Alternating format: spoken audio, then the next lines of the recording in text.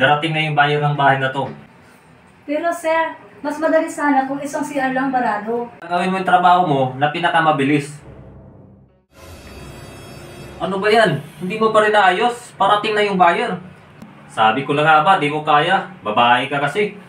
Sir, pwede ba wag mong mamalitin yung kakayahan ko? Tigilan mo na yan. Kailangan mo nang makalis rito bago makarating yung buyer. Sige na, lumabas ka na. Doon ka sa likod dumaan. Tuloy po kayo ma'am sa bago niyong tahanan. Wow! Ang ganda pala! Maganda pa sa picture na sinend mo sa akin.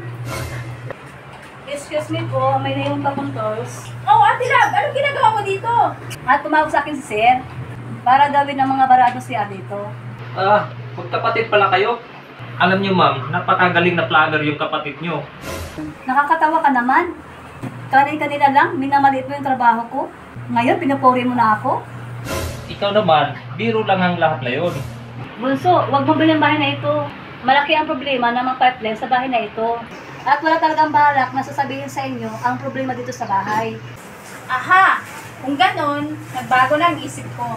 At hindi ko na bilhin ang bahay na ito. Tara na nga ate!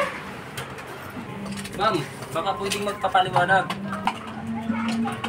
Sayang talaga, pira na, naging bato pa.